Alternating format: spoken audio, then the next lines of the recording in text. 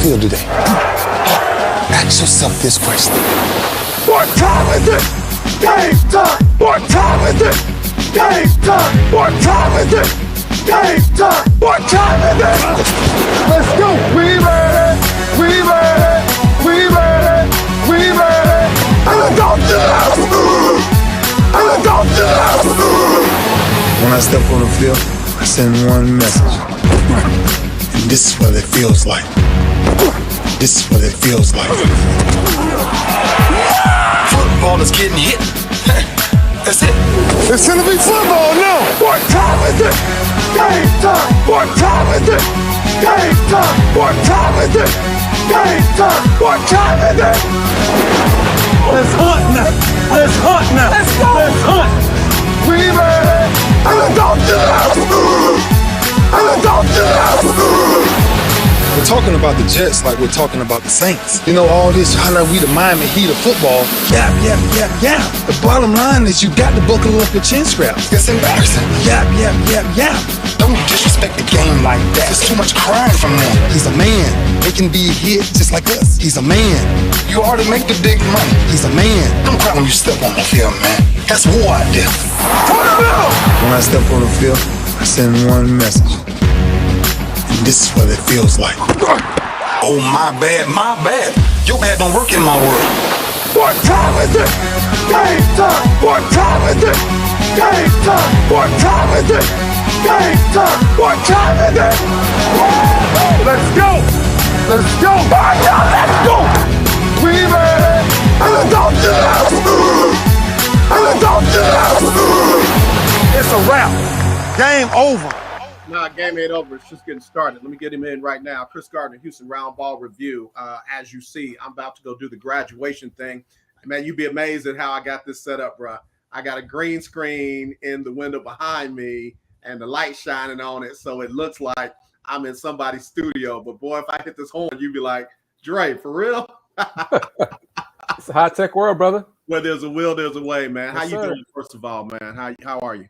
I'm stressed, but I'm blessed. I'm still here. You know, my mom's still fighting. Last night was rough, but she pulled through.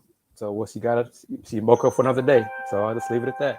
Yeah. No, I can respect and appreciate that, man. And when I tell you, you never leave our sincere thoughts and prayers. I want to talk about that real quick, man. It's a fast break edition of this show featuring Kris Gardner, Houston Roundball review.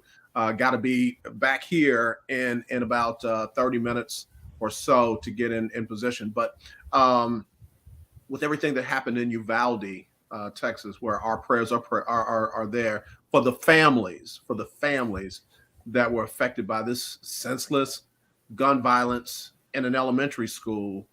There are people that want to minimize the phrase thoughts and prayers. And I was guilty of that as myself. I know that prayer still has power. And there's nothing more than an enemy. I'm not going to say the enemy because we got multiple enemies.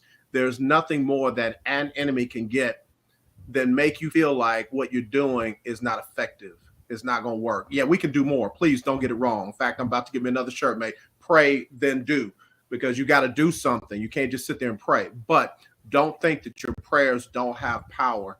And Kris, I mean it. We're praying for you. We're praying for your mom, and we believe that that God's perfect will is going to be done. And He keeps bringing her back, man. He keeps leaving her here. So there's something that's going on, and we believe that it's going to be a good thing. And I know, again, don't change because you are a very pragmatic man. I respect that about you. I wish I had more of what you have in me because I'll be all over the place, bro. I'll be all over the place.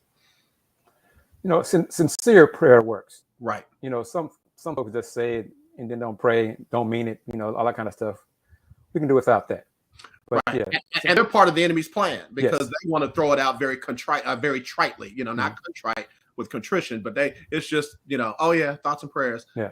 We're not talking about that. We're not talking about that. And don't give them the power to have the charge and the control over what it does and what it can do. So I just wanted to throw that out real quick, man. But Kris, on our fast break edition, let's just get to it real quick. The Golden State Warrior Dallas Mavericks series is over in my mind. It's over. I don't care how many more Dallas wins. They're not going to win 4 in a row over Golden State. Agreed.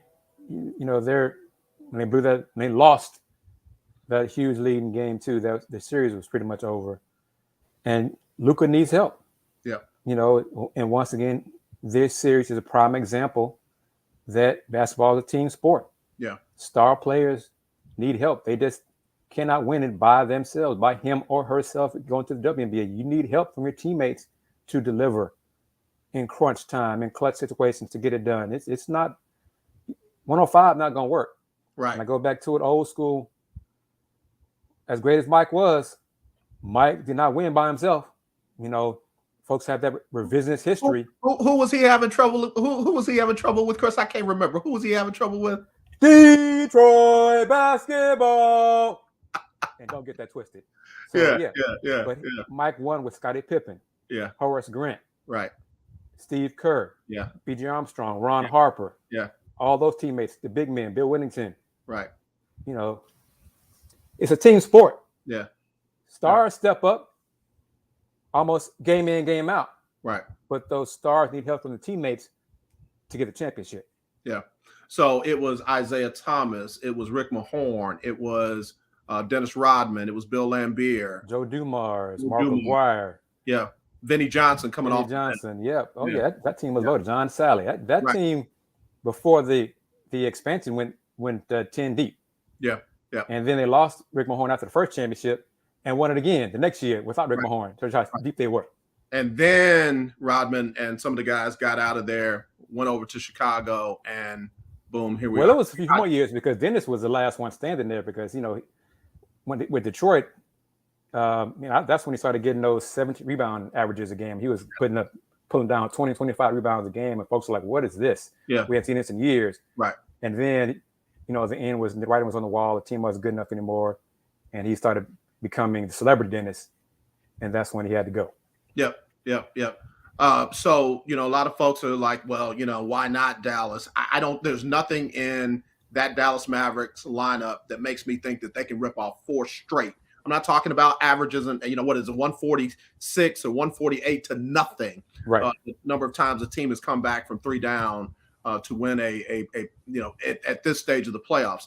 When I look back on Tuesday night's game, you know, they got some from Dorian Finney-Smith, 23 and 6. They got 15 from Bronson, 30 from Luka, and then they got a little bit off the bench from Kleba and Dinwiddie. But again, 119 is not the Golden State Warriors max. Golden State can still win a game 130 to 119 or 140 to 119. So if that's all they can get, it's going to come to bite them over these next 3 games.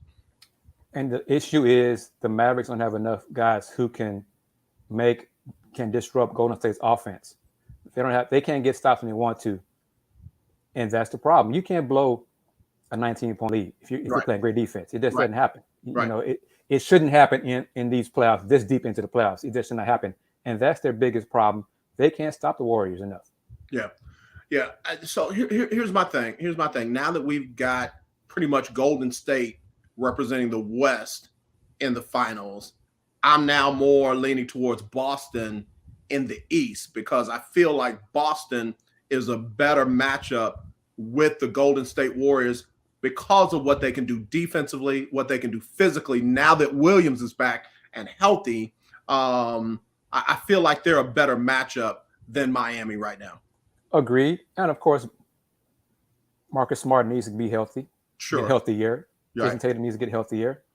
I didn't make a prediction in this Celtics Heat series, but I would have picked Boston to win the series because I think they're deeper. They're more talented, and they got Jason Tatum and Jaylen Brown. Yep. The Heat have Jimmy Butler, and Jimmy Butler's hurt. Yeah. I know Kyle Lowry's hurt, banged up. Kyle Lowry's also old. Right. Father time undefeated. You know, right. When they got Kyle Lowry, it was just a matter of time before his body broke down. Yep. They can say what they want to. He's a champion. I know all that. Tyler Hero is out. He's banged up for the next game. But it always comes down to it. Father Time is undefeated. Yeah. And the way Kyle Lowry, his style of play, crashed onto the floor, all that kind of stuff. He put so much wear and tear on his body. It was going to catch up with him eventually. Yeah. It got him now. Yeah. So injuries are part of it. I would like to see everybody healthy in these playoffs. So you can see teams shining best against best. Right. But injuries are part of sports. It This is is part of sports. And I'm beyond the but again, if you can't win with what you have, I don't want to hear about the other team's injuries. I don't want to hear about your injuries. Either you win or you don't, and that's, like you said, it's all part of sport. Same thing with coaching. You got to coach who you have. Right. You got to coach who you have. Fair or not. Obviously, you'd want to be healthy, 100% healthy, come championship series. We all know that. Yeah. But if you're not, then you got to do what you got. Right. And it's going to be more difficult, of course, but hey. Yeah. The good ones do it. If you realize how many different lineups John Wooden had in that run for UCLA, he coached based on what he had. He coached through injuries. He won with height a few times. He won with shorter lineups a few times too. Yep. So, yeah. Ben Sutter the third, good point. Celtics got a great chance to win it all this year. I got to tell you, man, again, it would be a great series. Not knocking Miami. And again, for all you Dallas fans out there, baby, y'all go ahead and believe all you want. I'm talking about if the matchup is Golden State and Boston, that's going to be a good series. That's going to be a good series. You're going to have some blowouts. You're going to have some where it looks like one team is not all there and what have you. But again, over a 7-game possible series, that's going to be a good one. I sure hope so. Jason Tatum and Jaylen Brown, they can go point for point with Steph and Clay or Steph and give credit to Andrew Wiggins for finally reaching his potential, which everybody thought he had years. Yes. X factor, because what Poole brings to Golden State, Wiggins and Poole bring that for Golden State. On the other side, when I look at what Williams, and I'm talking about power forward Williams, Grant Williams. Yep. When I look at what he can do, and then you throw in, like you said, a healthy Marcus Smart, now all of a sudden you're looking at the bigs. And do you give it to Kevon Looney or do you give it to Robert Williams the third? Where do you go there when you look at that matchup? Robert Williams needs to win that matchup. He needs to keep Looney off the bench. Off the boards. That's one thing Looney's been doing against Dallas, keeping possessions alive for the Warriors. Mavericks, most of the time, can get the Warriors to miss one shot, but then they don't get the rebound. Defense is finished when you get the defense rebound. Right. That's getting a team to miss a shot. Okay, that's what you want. Yeah. But if you allow them to get 2, 3, 4 chances to add it to keep scoring, eventually you're going to catch up with you. You're going to lose, and that's what Dallas is doing. They cannot get the rebound to start their own offense. And Boston, Robert Williams III can do that. Should help them do that. And I'm curious to see what Al Horford, and Robert Williams III, what's Golden State going to do with that? Yeah. Because you only got one Looney. Yeah. Okay, then what? Right. Kris Gardner, Houston Roundball Review. We're in a fast break edition of the show today. I'm going to be signing off at 12:30 sharp. 12:30 sharp. Ben, I'm sorry I didn't let you know, but 12:30 sharp so I can get in position. But so that's why I say this one is a more even matchup. And now, even though he's a rookie head coach, I think that you've got balance in the coaching front with Ime Udoka and Steve Kerr. Again, I'm not saying that Udoka has already caught Kerr. I'm saying that there's some things that Udoka does in game that I've just not seen a lot of coaches be able to do in a long time. He makes very good in-game adjustments and definitely makes game-to-game adjustments. I give that to Steve Kerr as well. But in-game, I give a slight edge to Udoka. We'll see. It'll be his first finals assuming they close out the Heat, of course. Right. His first finals as a head coach, but he does make great in-game adjustments. And both of them, Kerr and Udoka, are not afraid to go zone and mix it up sometimes, And I know some people frown on zones. If zone works, if I need it, give me 2 possessions that it works. Yep. Mission accomplished. That's what I if I need just disrupt the offense just enough, throw them off the rhythm just enough for me to get 2 stops. Yep. Then that's a win for me. It's like the Hack-a-Shack or the Howard or whatever. It's just enough to throw you off of your rhythm. And, by the way, give us opportunities to score points that, it's a strategy. And good coaches use strategies that will give their team an advantage within the rules. And that's what Udoka does. The other thing I like about Udoka is the moment is not too big for him. Agreed. Yeah. And that comes from his years of experience. He's learned a lot on the staff. He's, he played the game as well. So he's a smart brother. I'm glad to see him succeed because earlier in the season, it looked rough. Yeah. There were some folks questioning the hire and the move, and oh my goodness. They quiet as hell right now, though. They're not saying anything right now. Doc, I mean, you can hear a mouse pissing on cotton in the Sistine Chapel. I mean, I can't hear nobody, as we say in the pulpit. Kris, let's jump real fast over to the lottery. Detroit didn't get the number 1 pick. The Rockets did not get the number 1 pick. Where do you think the Rockets go at that number 3, which is where they were last season? Number 2 last year. Number 2. Okay, there you go. It's going to depend on what Orlando and OKC do, obviously in front of them. Mm-hmm. I think Orlando should pick Jabari Smith from Auburn, which will leave Chet Holmgren for OKC at 2. Some folks say it's a flip-flop. Either way, if those two are gone, then the Rockets should draft Paolo Banchero from Duke. Period. Okay, but not a guard, not nothing, no up-and-comers. No, they should draft Paolo Banchero at the 3 spot. Period. Now, let's go back to Holmgren. If he is there at number 3, what happens?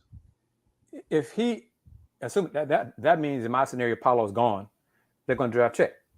The Rockets are going to draft somebody tall, a tall, skilled player. They're not going to draft a guard. They're going to draft Chet. You see me drinking my stuff, right? Chet has skills. Right. He has a skill set. So I wouldn't draft him. I wouldn't draft him. He had skills. Not like Chet. But Sean Bradley, the frame is a concern for me with Chet.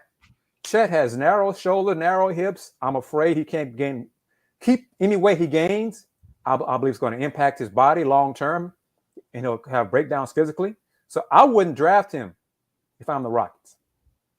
But I think they're going to because of his skill set. That's what people they continue to talk about his skill set, and he is, to his credit, despite his slender frame, he's tough. He likes to bang that little itty bitty body. He wants to bang, but this is the NBA. It's grown men, big grown men. Chet cannot defend Joel Embiid. That's a waste. But, and Mike is correct. Mike, you need to call me, man. I'll let you message. Yeah, Chet and Jalen were teammates, and Orlando likes long players.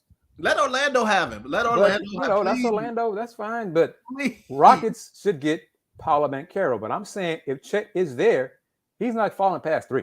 Yeah, he's not. So just real quick, if they get Banchero, they are now real small. Who, Rockets? Yeah. Paolo's 6'10". Yeah, he's 6'10". He's taller than what they got. Yeah.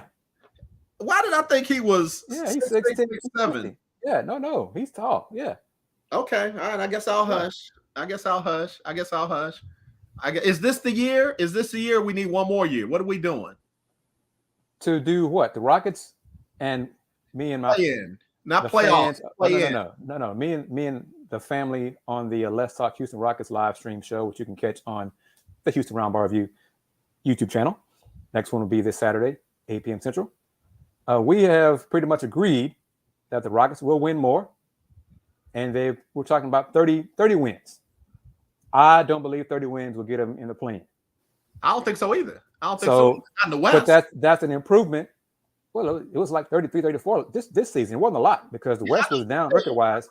I knew 30 wasn't going to get them in. But and I look for teams to make some leaps. In fact, I'm on the board as saying New Orleans, OKC, and it's hard for me to say this. I'm OKC based on what? I mean, at some point they should start winning because of all the draft picks and the talent they. That's what I'm saying. I feel like this is going to be the switch. This is going to be the switch here. But I'm going to say this thing. I know they finished number 2, but they definitely didn't fulfill everything that they had. Memphis is going to be a problem this season. This coming season, Memphis is going to be a problem. If Ja's knees don't become a long-term problem. I don't think they will be. I agree. We'll see. But here's the thing. they did a lot without Ja. They did. When Ja becomes an accessory and not a necessity, Memphis is going to be a problem. But consider this. In their closeout game, the reason they lost with Ja was out was because they didn't have a closer. Right, I agree. Ja. I agree. So, yeah, they did great without him regular season and early rounds of the playoffs, first round of the playoffs. Yeah, playoffs are different. But come crunch time, got you. Big games, you need Ja. It was the same thing. Ja. We had James Harden, who was not a close-out dude. We needed Chris Paul, who at that time of his career would have been a killer. So I get it, but I'm just saying, when are the Rockets going to get in that 12? I mean, I want to say the 8, but in the 12. Well, the 10. Playing gets in the 10. 7 through 10. 10. Next season, not this coming one. So, because next summer they're going to have almost $70 million in cap room. So next season, not this 22-23 season, the 23-24 season will be playoffs. To be almost borderline playoffs, but definitely play in for sure. Okay. John Wall. Bye. Where? Give me an Who idea. cares? Who cares? John needs to. Yep, Rafael, let's make a buyout. Let's agree on money. I want to go somewhere. I want to play. Thank you for your time here. Thank you for paying me for not playing. Let me go somewhere so I can play. Get it done. Eric Gordon. Brother, if a team gives him an offer like a first round pick for Eric, he should go. But they ain't gonna give him that. I think they're great. They're content with Eric being the veteran leader in the locker room. Okay. And starting, which I frown on now, but I think they want to keep him as long as he's here and can stay healthy. They're going to keep him in the starting lineup at that small forward spot and still do small ball, which I can't stand, but it'll be Eric Gordon, Jalen, and KPJ.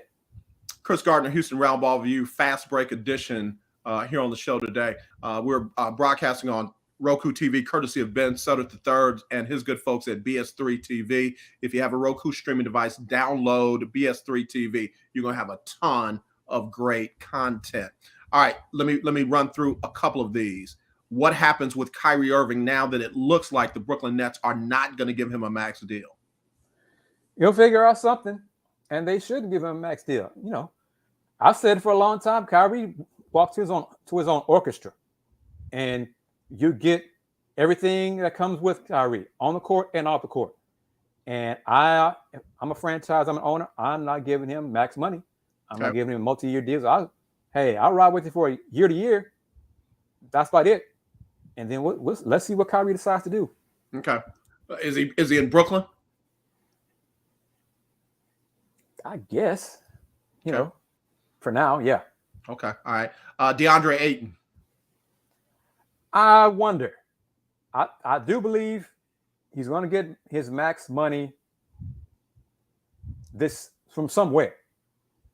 But if the rift between he and Coach Monty Williams is too big and the bridge has been burned, then they're going to try to trade him and get something for him. Yeah.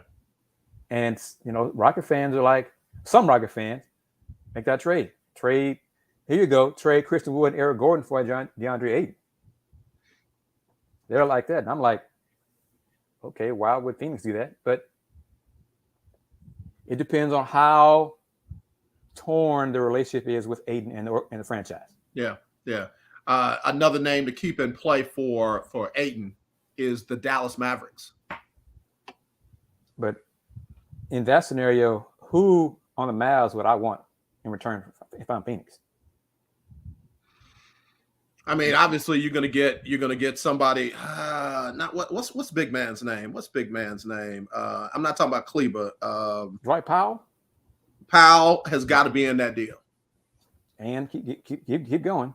Yeah. Well, that's the thing. You got to keep going. Yeah. Let me get Big Mike's question in real quick before we have to sign off. Not Jalen Brunson. I guess he's saying that he'd be in that deal. Todd saying he'd be in that deal. He'd have to, but then you look at Brunson, Booker, and Chris Paul. Yeah. That's real short. It's talented, but Damon Lillard. If Dame wants out of Portland, he'll get out of Portland. And right now, he does not want to get out of Portland. And the Blazers, with the 7th pick in this draft, a lot of folks believe they're going to trade that pick for a veteran who can help them now. And that could be Christian Wood. It could be Jeremy Grant. But that's where, well, Sacramento at 4 and 7, with Blazers at 7. That's where people think the trades will begin with those two teams. Okay. I can't think of his name, and I'm not going to. Hold on, let me run through it real quick. Let me go up here. The young man up in Cleveland. Colin Sexton. Sexton, there he is. Brother Willie Gibson's one of his favorite people. Most likely, I'll say most likely, but the money is not right for him long term to stay in Cleveland because they're going to have other guys to pay going forward in the future. Yep. So I think his time is up in Cleveland. Okay. I agree with that. I'm just real curious where he's going to end up. And Mike, Knicks for Sexton, that could happen. Yeah. That would be interesting. I think that would help that. He's not a Coach Tibbs guy, but it could happen. But hey. You know what? That might be the best thing for him, though, because right now I think it's part him and part what they tried to do before they found out they had some other players that they needed to share the ball with, and I think he got in that mode of, okay, I can just shoot. I got a green light for everything, and then they got some players. It's like, okay, so I know that's what we said, but now here's what we want to do. And sometimes guys can't turn that switch on and off like they should. Correct. Yeah. All right, listen, man, we got to get ready to roll. Before we do, how many more games does the Boston-Miami series go in your mind? Tomorrow's it. Tomorrow's it. Okay. Boston closes them out tomorrow? Yes, sir. All right. Dallas and Golden State, how many more does that go? I think tonight's it. I would laugh my head off though if Dallas wins in the Bay, because all this early talk about the dynasty's back. Dynasty ain't won a championship yet. Okay. Yeah, I was gonna say you were 73-9 and didn't win a chip. So Dynasty. I mean, they're one injury away to being like the Heat. Yeah. Okay. Draymond Green get hurt and have to sit down. Then what? Yeah. Because he is real key to what they do. Yeah, he had a tough game the other night, man. He was turning it over more than I've seen Draymond do in a long time, and a lot of folks, tried to liken that to the situation. Close it out with this, man. Think about this again. I think I mentioned it last week.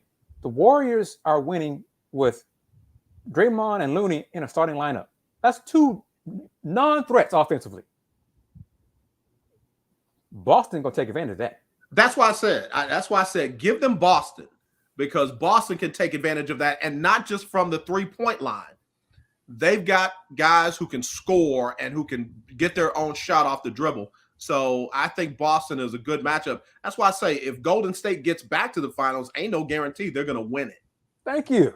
Yeah. But national media is already giving them the chip. Okay. We already know. Closing remarks, man. Go ahead and sound off, or let us know what you got coming up, what you're doing. Thank you, brother, as always, for having me on the lunch break with the family. I'm KG, Kris Gardner of the Houston Roundball Review. Wrote about it late last night. Houston Cougars, men's basketball. AJ, not women's basketball yet. So talk to your man Huey, because he got to catch up with Coach Sampson. But anyway, Coach Sampson got another commit from Cy Falls High School's JoJo Tugler, Tugler, 6'8", plays for the Houston Hoops grassroots program. One of the top 5 players in the city, one of the top players in the state. He should be, big on stars, whatever, should be a 4-star player. He'll be the second 4-star player in the state that Cougs have gotten in the last 8 days. So, Cordell Jefferson committed from Arlington Martin last week. So that's 2 of the top 5, top 10 players in the state. Chose Houston, class of 2023. Did an article on that, got quotes from my man Marcus Sloan. Played ball at TCU from the city. So he's doing scouting service stuff now as well. I got an interview lined up with Herb Baker later on today. Herb played HID product, shout out, at Booker T and Sam Houston. And Baylor first, then TSU. And then he played pro ball for 17 years overseas. Wow. So we're going to talk some playoff basketball and some more, get some insight on Herb, because he coaches skill development for some of these high school kids in the city. Get his thoughts on what the Cougs have done these last few days. So yeah, a lot of that on the Houston Roundball Review YouTube channel. We got Let's Talk Houston Rockets coming Saturday. Folks Talking Sports with me, Andy Yanez, Willie Gibson, James Mueller this Sunday. Tamer's got news to share, but I won't share it. She asked me to keep it a secret. Tamer! But it's great news for her. I'm very happy for her. Good. But our show, Folks Talking Sports, that'll be on this Sunday on the channel at 6 p.m. Central. Let's Talk Houston Rockets Saturday at 8 p.m. Central. Houston Roundball Review website, HoustonRoundballReview.com. Since 1994. Local name, global perspective. Appreciate you, brother. As always. One quick question. Mark Jackson, does he get a job after this season? I just don't see it. All the interviews are nice, but I just don't see it. And Michael Jordan is not crazy enough to hire Mike D'Antoni, is he? I sure hope not. Yeah. Okay. All right, brother. We'll talk to you soon, man. Hang in All there. right. Again, we're praying for you and mom. All right. I appreciate it, man. Thank you very much. All right, brother. Love you much. Love you. All right. Kris Gardner, Houston Roundball Review, local name, global perspective. All right. Let me get ready to get out of here again. It's a fast break episode of the show. Let me get down so I can get ready for this graduation. But as always, let's not be divided. Let's be united. I got special guests joining me tomorrow. Y'all be sure and tune in for that. All right, let's get ready to get out of here with a couple of our sponsors. All right. Y'all take care. And again, we will talk to you soon. And yeah, I'm looking for something. Y'all stay right there. Don't go nowhere. All right, gone. Y'all take care.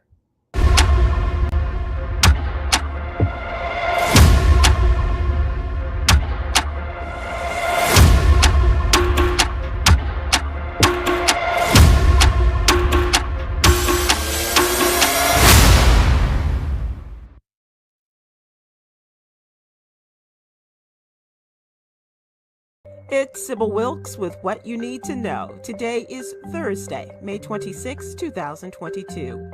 Number 1, the small, primarily Hispanic town of Uvalde, Texas, was the site of yet another mass shooting Tuesday afternoon. As of Wednesday afternoon, a small number of the victims had been identified among the 19 school children and 2 teachers killed in a combined classroom of 3rd and 4th grade students. The gunman was armed with a new, legally purchased AR-15 style rifle. The assault-style rifle was similar to those used in previous school slayings, including Sandy Hook Elementary School in Connecticut and the Parkland, Florida High School.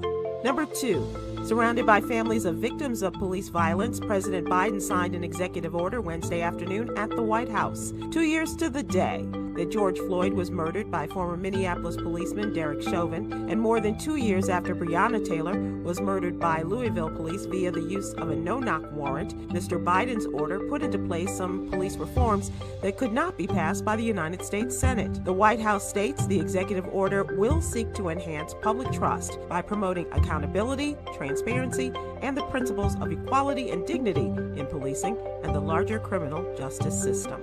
Number 3, a COVID-19 surge is underway that is starting to cause disruptions as the school year wraps up and Americans prepare for summer vacations. Many people, though, have returned to their pre-pandemic routines and plans, which often involves travel. Case counts are as high as they've been since mid-February, and those figures are likely a major undercount because of unreported positive home test results and asymptomatic infections. Number 4, a Mount Vernon, New York man who appeared to get punched by a New Rochelle, New York police officer during an arrest that was captured on video has filed a federal lawsuit against the city and police department. Malik Fogg is accusing New Rochelle police officer Michael Vaccaro, who was off duty at the time of the February 2021 encounter, of using excessive force by punching him repeatedly in the head. Cell phone footage released last year by the Westchester County District Attorney shows Vaccaro confronting Fogg, who is being restrained by uniformed New Rochelle police officers. Number 5. Stroke is a disease that affects the arteries leading to and within the brain. It is the number 5 cause of death and a leading cause of disability in the United States. A stroke occurs when a blood vessel that carries oxygen and nutrients to the brain is either blocked by a clot or bursts or ruptures, and when that happens, part of the brain cannot get the blood and oxygen it needs, so it and the brain cells die. The good news is that most strokes can be prevented. Find out tips in today's What You Need to Know newsletter. Here's your daily inspiration from Yogi's Jewels. Work through your fear to get to the gift of freedom. Join me today live on YouTube and Facebook at 7 p.m. Eastern, 6 p.m. Central for a very special episode of Check In and Check Up for Your Health on Strokes with radio legend Tom Joyner, comedian Myra J., and Dr. Ronnie Whitfield. Thank you to our What You Need to Know partners, Alpha Kappa Alpha Sorority Incorporated and the American Heart Association. To subscribe to my free daily newsletter, please visit SybylWilkes.com. Be informed, be empowered.